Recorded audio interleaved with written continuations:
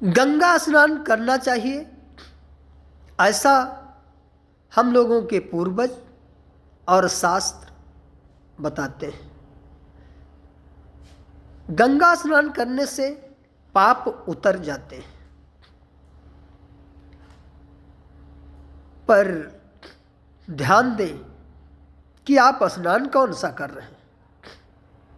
तन का, केवल तन से स्नान कर रहे हैं कि मन से स्नान कर रहे हैं, कि तन और मन दोनों से स्नान कर रहे हैं, कि हृदय से स्नान कर रहे हैं। कौन सा स्नान आप कर रहे हैं। मात्र स्नान से ही आपके पाप नहीं समाप्त होंगे। मात्र स्नान से ही अगर आपके पाप समाप्त हो जाते तो देखिए, गंगा पुत्र भीष्म को बाणों की सैया पर लेटना पड़ा। जब गंगा पुत्र भीष्म बाणों की सैया पर लेटे हुए थे तो हमारे वासुदेव श्री कृष्ण जी से कहते हैं, हे कन्हैया, मैं 107 जन्मों से राजा रहा हूं और मैं ये जानता हूं कि मैंने कोई अपराध नहीं किया। 107 जन्मों से राजा होकर भी कोई ऐसा अपराध नहीं किया, फिर आज ये बाणों की सैया पर हम क्यों लेटे हुए हैं। आखिर कौन सा ऐसा अपराध हो गया है जिसके कारण हम बाणों की सैया पर लेटे हुए हैं। तो मेरे वासुदेव श्री कृष्ण जी कहते हैं कि पितामह, अपने 108वें जन्म का हाल देखिए।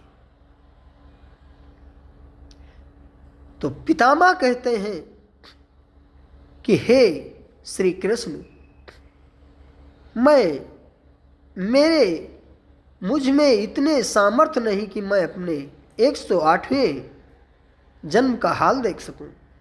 तो मेरे श्री कृष्ण जी कहते हैं कि पितामह, मैं तुम्हें शक्ति प्रदान करता हूं, जिस शक्ति के माध्यम से तुम अपने 108वें जन्म का हाल देख सकते हो। उस क्षण भगवान श्री कृष्ण जी ने पितामह को शक्ति प्रदान की, जिस शक्ति के माध्यम से पितामह देख रहे हैं कि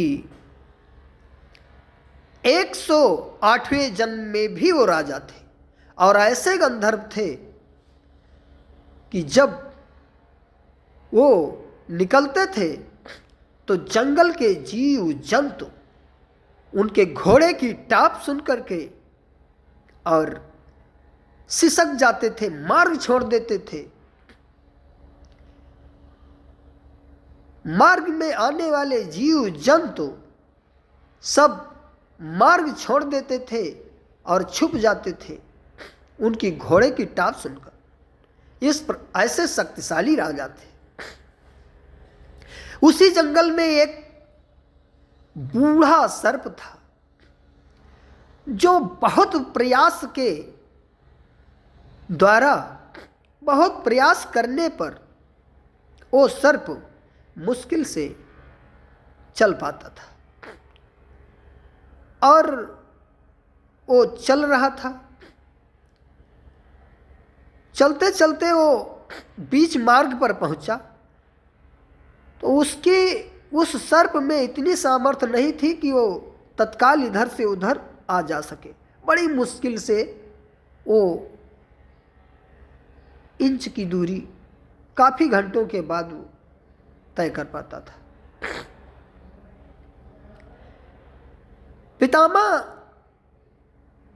108वें जन्म में जब राजा थे तो देख रहे हैं कि मेरे मार्ग में ये सर्प पड़ा हुआ है। तो पितामह सोचने लगे कि मैं ऐसा राजा हूं जिसको देख करके, जिसके घोड़े की टाप से जंगल के समस्त जीव जंतु बाघ भालू तक रास्ता छोड़ देते हैं, और ये सर्प इतना दुष्ट है कि मेरे मार्ग में पड़ा हुआ है, इसे मेरा कोई डर नहीं। और पितामह उसे अपने बाणों की नोक से उठा करके और फेंक देते हैं। वो सर्प जा करके और नागफनी के फट्टे की झाड़ियों पर गिर पड़ता है। उसके शरीर में कांटे चुभ जाते हैं,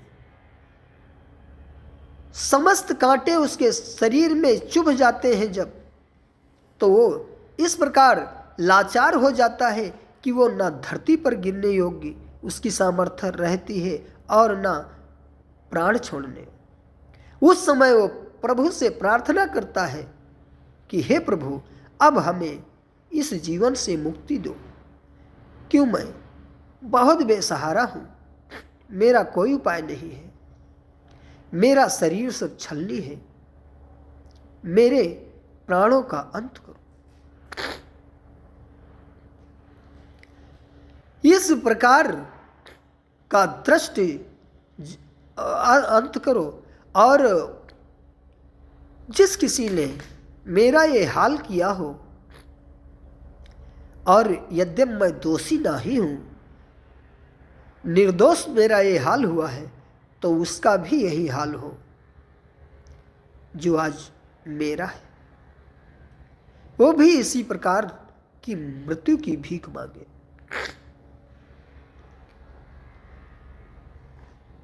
फिर पितामह 107 जन्म तक राजा रहे, लेकिन वो पाप उनसे अलग नहीं रहा। उस पाप के बदले उनको बाणों की सैया पर लेटना ही पड़ा।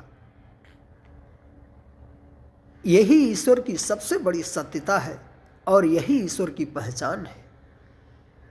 इसी पर हमारे तुलसीदास जी ने कहा है और रामायण में वर्णन भी किया है कि जो काया से पातक हुई तो बिन भोगे कल्याण न हुई। भोगना तो निश्चित है, उससे आप बच नहीं सकते। बचने का मात्र एक ही उपाय है, ईश्वर की शरणागति। ईश्वर की शरण में जाइए। इसलिए मात्र गंगा स्नान नहीं करना चाहिए, ड्यूटी फॉर्मेटली नहीं पूरी करनी चाहिए। तन, मन और हृदय दोनों तीनों से स्नान करना चाहिए और भगवान से प्रार्थना करना चाहिए कि आज मैं संकल्प के साथ कहता हूँ कि इस पावन शक्ति में स्नान करने के बाद मुझसे कोई ऐसा अपराध ना हो, मुझसे ऐसा कोई पाप ना हो कि मैं सृष्टि में किसी को कष्ट पहुंचाने योग्य बनूं।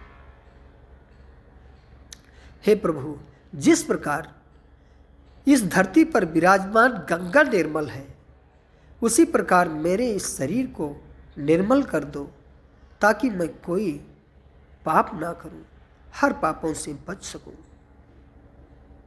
और आपका दास बन सकूं।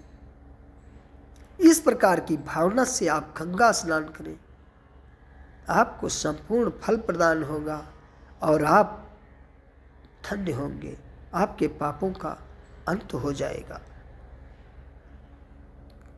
एक बार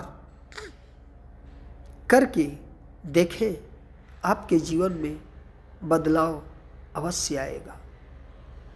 बार बार स्नान करने की कोई आवश्यकता नहीं है। तन, मन और हृदय तीनों से आप स्नान कीजिए और फिर आप प्रत्येक दिन वही स्नान आप कहीं भी हो अपने मन से करते रहिए और अपने कर्म प्रभु को समर्पित करते रहिए। आप अपने जीवन में देखिए कि किस प्रकार मेरे जीवन में गंगा जी प्राप्त हुई है। आपके जीवन में ही गंगा जी प्राप्त हो जाएंगी, आपको कहीं जाने की आवश्यकता नहीं। जैसे हमारे कवियों ने कहा है कि कर्म तेरे अच्छे हैं तो किस्मत तेरी दासी है, और नीयत जिसकी अच्छी है उसके घर गंगा काशी है।